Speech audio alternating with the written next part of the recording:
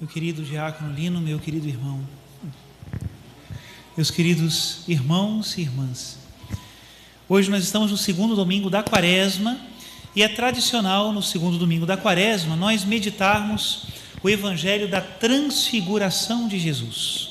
Eu acho que vale a pena a gente entender o porquê das coisas, né? E o que significa essa transfiguração. Jesus Cristo, nosso Senhor e nosso Deus, né? Quando se encarnou no seio da Virgem Maria, escondeu a luz da sua divindade. Escondeu. Ele que é Deus desde todos os séculos, o Filho eterno do Pai eterno, escondeu a luz da sua divindade quando se fez homem, né? E assim permaneceu.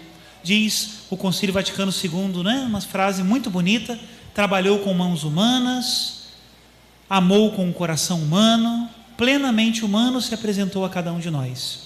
E assim foi crescendo, né? A infância, passou pelo Egito no exílio, voltou de novo para Nazaré, cresceu aprendendo a trabalhar com São José na sua oficina, né? Depois foi batizado, pregou o Evangelho, e as palavras de Jesus atraíam as pessoas. Por quê? Porque ele falava da verdade. Algo que ele dizia despertava no coração nosso, né, dos discípulos, algo que ia muito mais além. Parece que ele fala de algo que eu sempre quis, que eu sempre desejei, que eu sempre amei, mas que eu nunca encontrei. Havia algo nas palavras de Jesus que atraía as multidões, era como música, né? E assim Jesus foi fazendo os seus primeiros discípulos. Porém, em um determinado momento, parece que Jesus desafinou. Alguma coisa para os discípulos parecia música desafinada. E foi quando Jesus começou a falar da cruz. De repente, aquele homem que fazia milagres, que levava alegria a multidões, que repartia o pão no deserto, multiplicava, que curava os cegos, os coxos, os endemoniados eram limpos com sua palavra. De repente, aquele homem diz que seria entregue nas mãos dos homens. Como é que é, Jesus? Estou te entendendo. Queria sofrer. Como é isso? Sofrer. Queria ser entregue nas mãos dos doutores da lei, dos fariseus. Queria morrer na cruz e ao terceiro dia ia ressuscitar. Isso para os discípulos parecia um desafio.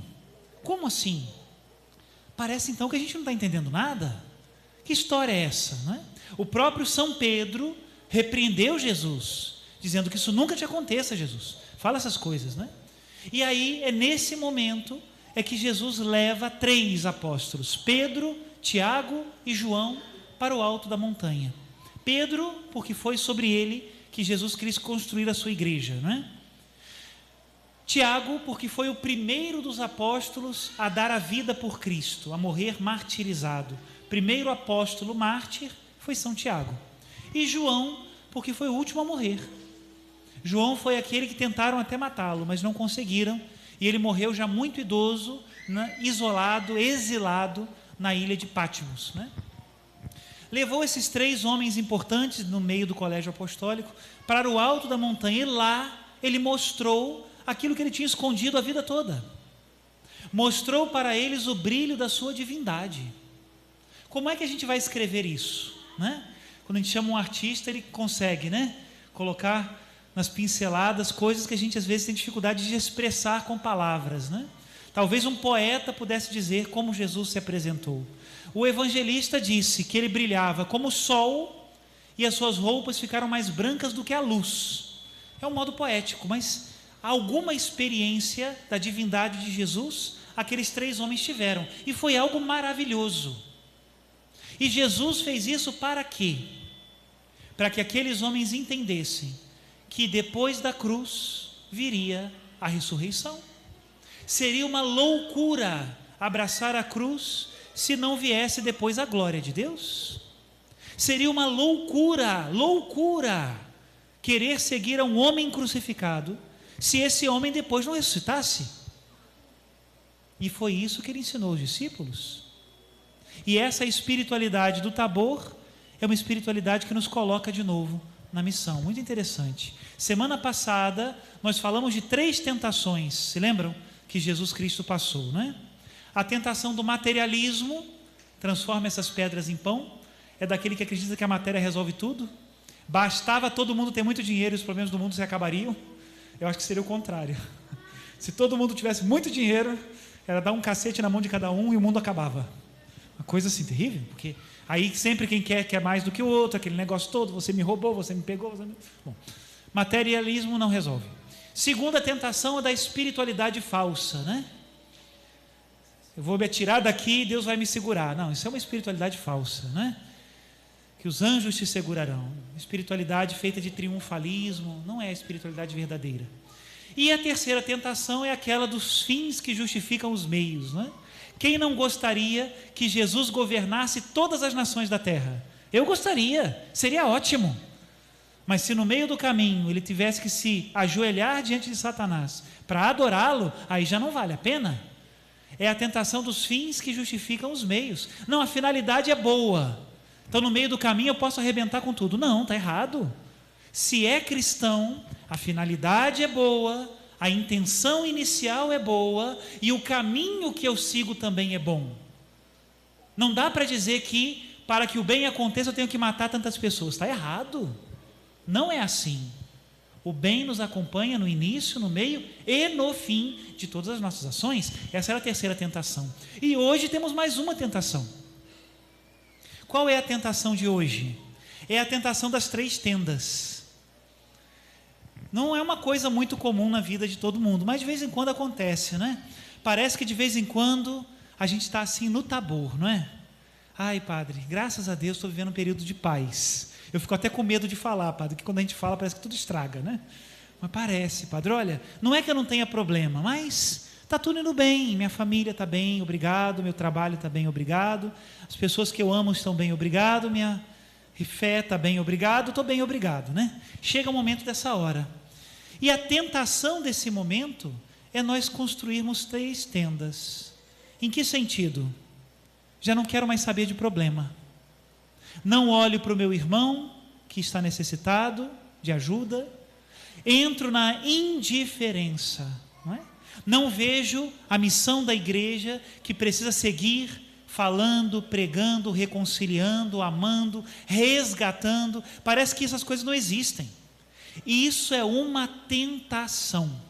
A tentação de fazer 3 tendas. É bom estarmos aqui. E na quaresma, quando nós vemos a luz de Deus, não é para a gente ficar muito tranquilo e calmo, sem que ninguém me aborreça. Não. Na quaresma, quando nós vemos a luz de Deus, é para a gente pegar fôlego e falar assim, agora vale a pena seguir a Jesus.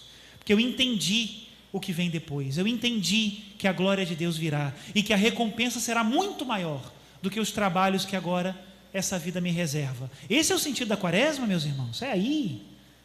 E aí hoje, né? Ontem, quando eu meditava as leituras para preparar a homilia, eu me encantei com 3 frases que estão no tempo presente. Os professores de português aí que me ajudem, né? 3 frases que estão no tempo presente, uma em cada leitura, e que eu penso que é a mensagem para nós hoje, para sairmos da tentação das 3 tendas. Lá na primeira leitura, olha que frase bonita, em presente: sai da tua terra, de tua família e da casa de teu pai, e vai para a terra que eu te mostrar. Presente. É Deus falando a Abraão: sai da tua tenda, sai da tua casa. Mas Senhor, está tudo tão bom, agora que eu estou casado de pouco, né?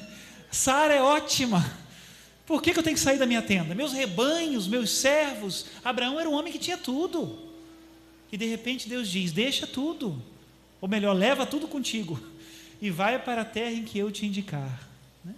Presente. Segunda frase em presente, está na segunda leitura, é São Paulo que diz ao seu discípulo: sofre comigo pelo Evangelho, fortificado pelo poder de Deus. Eu ficava pensando, que professor é capaz de chegar para o aluno e dizer assim: sofre comigo? Não é assim, né?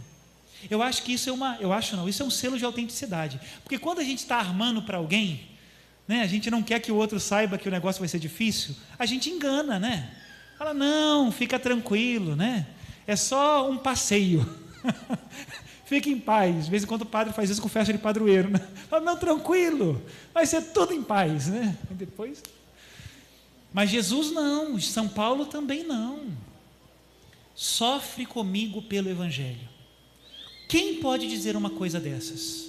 Só quem está sofrendo.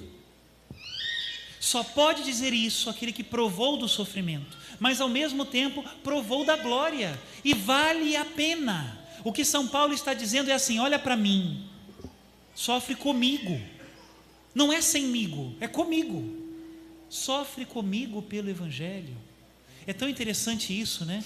Também, de alguma maneira, lá na primeira frase, Deus está junto, né? Vai para a terra que eu te mostrar. Não é assim, vai para lá, não, eu vou contigo, né? E a terceira frase, em presente, está no Evangelho.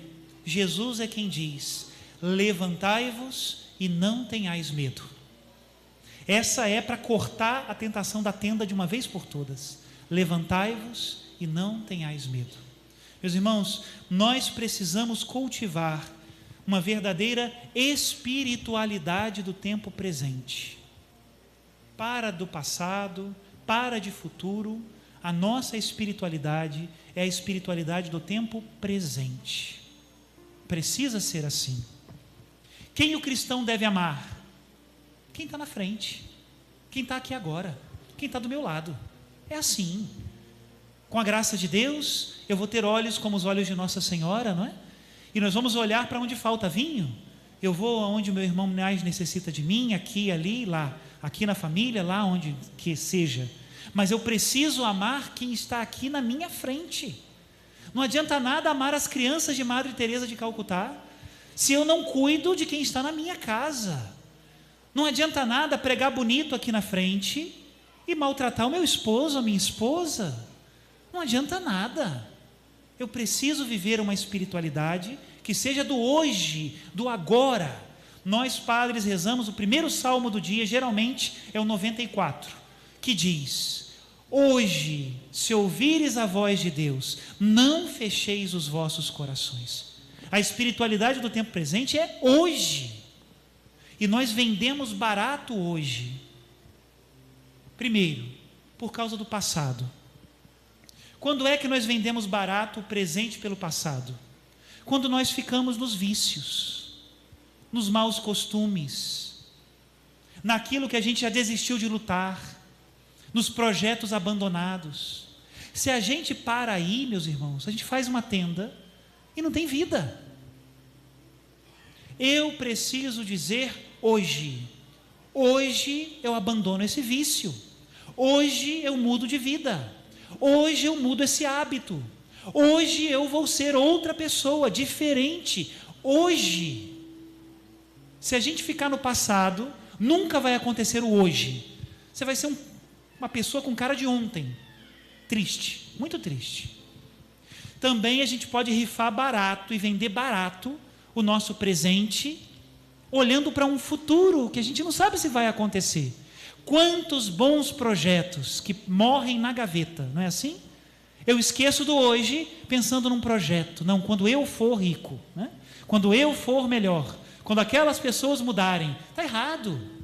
Às vezes a falta de perdão não é um problema de passado, é um problema de futuro. Será que vai acontecer de novo? Será que vai se repetir? Será que eu vou sofrer de novo? Se a gente fica nesse será, a gente nunca faz o bem, nunca. Lembrem, espiritualidade do tempo presente. Repitam comigo, espiritualidade do tempo presente. Essa é a espiritualidade do cristão, e esse é o ensinamento do segundo domingo da Quaresma. Termino com uma historinha, ouvi ela do Padre Léo, já falecido, né?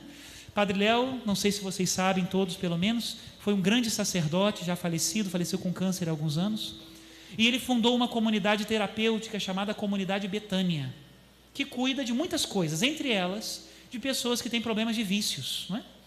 Mas cuida de outros vícios também, uma comunidade muito, muito completa. E aí o Padre Léo dizia que ele ficava chateado da vida, quando chegava um, entre aspas, benfeitor lá, e virava para ele e perguntava assim: quantos por cento dos que entram aqui se recuperam?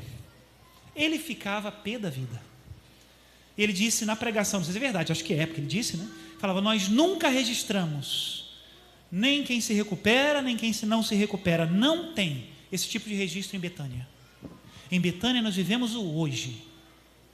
Eu não sei o que aquela pessoa fez no passado. Só eram coisas horríveis. Por isso ele nos procurou. Só chega gente doente aqui. Aqui é um hospital. Mas hoje ele foi lá no pomar, pegou as laranjas e dividiu com um colega dele. Hoje ele acordou cedo para rezar. Hoje ele perdoou. Hoje ele está comigo aqui em Betânia. Amanhã eu não sei. Amanhã eu posso fazer também uns horrores. Amanhã eu posso ser a pior pessoa do mundo. Mas eu preciso falar hoje, fazer hoje, dar um testemunho hoje. Amanhã, eu nem sei se eu vou estar aqui amanhã. Isso é muito belo. Vou dar um exemplo para vocês, assim meio doloroso, mas vocês me entendam, por favor, hein? O filho e a filha que você cuida hoje com tanto carinho, que você investe tudo, quem te garante que amanhã ele não vai virar as costas para você e ser um mau filho? Pode acontecer, hein? Eu tenho mais de um exemplo na minha vida de padre, já escutei muita coisa. Mas olha, eu digo para você, não dá para chegar nesse momento e falar assim, não valeu a pena. Sempre vale a pena. Hoje é o sorriso dele que vale a pena. Hoje é o meu investimento total que vale a pena. Hoje eu amei o meu filho, hoje eu o abracei, hoje eu estou com ele, hoje ele me ouviu, hoje ele fez o bem. Hoje, se a gente não viver o hoje, a gente vai estar sempre pendurando a alegria no futuro, que a gente não sabe se vai ter, ou no passado que já morreu. Hoje, se ouvires hoje a voz de Deus, não fecheis o vosso coração, que a palavra de Deus ela é muito forte, né? Que ela ressoe nos nossos ouvidos. Sai da tua terra, da tua família e da casa de teu pai e vai para a terra que eu te mostrar, diz o Senhor. Sofre comigo pelo Evangelho, fortificado pelo poder de Deus. Palavra do Senhor. Lembrai-vos, aliás, lembrai-vos não, levantai-vos e não tenhais medo. Essa é a palavra da salvação, é a palavra de Jesus. Não tenhais medo, levantai-vos. Lá embaixo é confusão, dúvida, choro, mas também tem muita alegria. A alegria não está só no céu não, hein? Se eu aprendo a viver o hoje, a glória do Tabor, né, da transfiguração, também já começa a ser hoje a minha alegria. Que o Senhor nos dê essa paz, essa certeza. Desarma a tua tenda. Hoje, escute a voz de Deus. Louvado seja nosso Senhor Jesus Cristo. Para sempre seja louvado. Amado Jesus, dai-nos essa espiritualidade do tempo presente. Convido a todos a ficarmos de pé e a professarmos juntos a nossa fé. Creio em Deus Pai Todo-Poderoso.